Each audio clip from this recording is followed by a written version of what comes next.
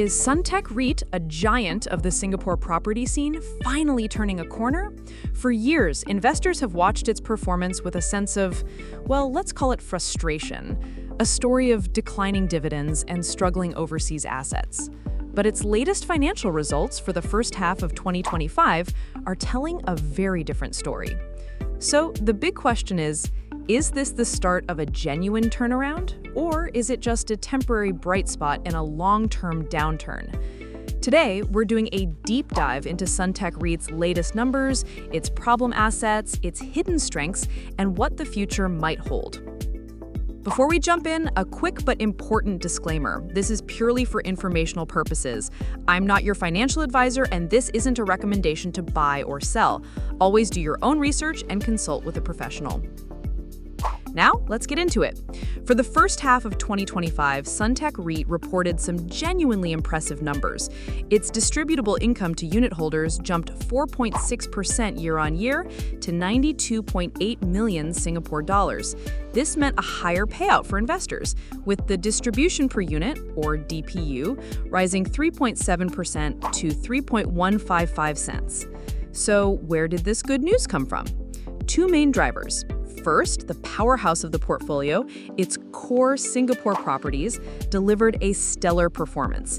And second, a crucial factor that has plagued Suntec for years finally turned in its favor: lower financing costs. We'll talk more about why that's such a big deal in a moment. This strength was reflected across the board, with gross revenue up 3.3% and net property income, or NPI, growing by a very healthy 5.6%. To really understand Suntec REIT, you have to see it as a tale of two portfolios. On one side, you have the engine room, its core Singapore assets. And on the other, you have what we might call, well, let's call it problem children. First, the engine room. The Singapore office portfolio is a fortress. It's running at a 99% committed occupancy and, get this, achieved a massive 10% positive rent reversion. That means new leases are being signed at significantly higher rents. In fact, this marks 26 straight quarters of positive rent reversions for their Singapore offices. The retail side is just as strong.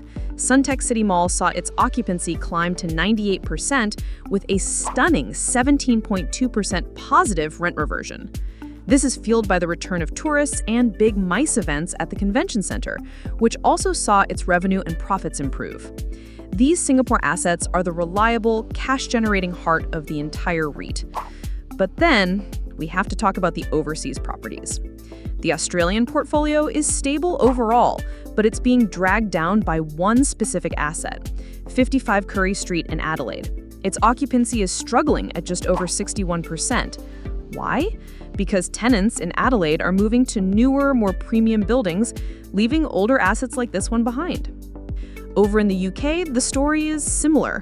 While the portfolio is expected to be stable, its occupancy dipped to 92.2% from over 95% a year ago, with the Minster building in London contributing less to the pot. So you have this clear split, a rock-solid Singapore core that's firing on all cylinders, partially offsetting the persistent weaknesses in specific overseas markets. This is crucial to understanding both the recent success and the historical struggles. Okay, so if the Singapore portfolio is so strong, why has Suntec REIT had such a tough time over the past 5 years? Its earnings have declined by 3.5% per year over that time, and the DPU has been on a downward trend for several years. The number one culprit? Rising interest rates. For a long time, Suntec had a lower percentage of its debt hedged compared to its peers.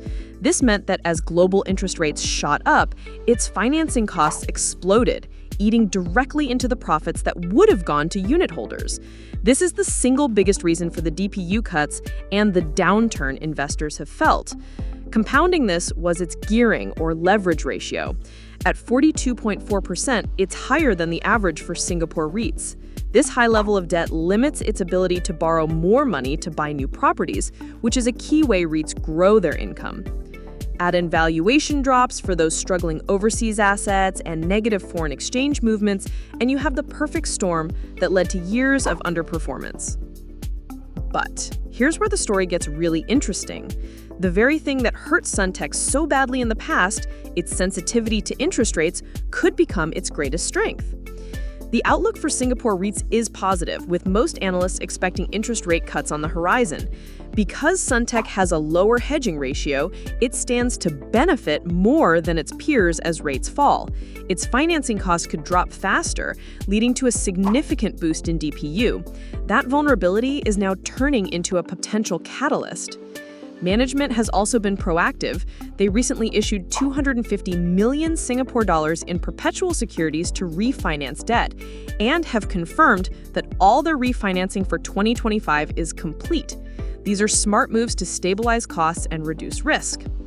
Analyst sentiment is still a bit mixed, with some maintaining a hold and others a buy, but the general consensus is that the worst may be over, especially if the interest rate environment continues to improve. Now, it's not all sunshine and rainbows. Before you get too excited, let's talk about the risks because they are still very real. First, that interest rate sensitivity is a double-edged sword. If rates fall, it's great, but if they unexpectedly rise again, Suntec will feel the pain more than others. Second, the high gearing level is still a constraint on growth. It's like trying to run a race with a backpack full of weights. And third, those underperforming overseas assets haven't gone away. 55 Curry Street and the challenges in London will continue to be a drag on the overall portfolio until they are either turned around or sold off. So after diving deep into the numbers, what's the final verdict on Suntec REIT? Here's the bull case. You have a resilient, high-performing Singapore core that acts as a stable anchor. You have a REIT that is uniquely positioned to benefit from the expected decline in interest rates, and you have proactive management taking clear steps to strengthen the balance sheet. And here's the bear case. You have a history of underperformance that can't be ignored. You have problem assets overseas that continue to drag down results, and you have a high level of debt that limits future growth. Ultimately, Suntec REIT presents a nuanced investment case. It's no longer the simple downturn story of the past. For a long-term investor with a moderate appetite for risk, who believes we are entering a cycle of lower interest rates, Suntec REIT warrants a very close look. The potential for both income and capital appreciation is there. However, if you're looking for aggressive growth or are wary of interest rate volatility and overseas market risks, you might want to remain cautious. What are your thoughts on Suntec REIT? Is this a turnaround you believe in? Let me know in the comments below. And remember, one last time, this is not financial advice, just an educational deep dive. Thanks for watching. If you found this analysis helpful, please hit that like button, subscribe for more deep dives, and I'll see you in the next video.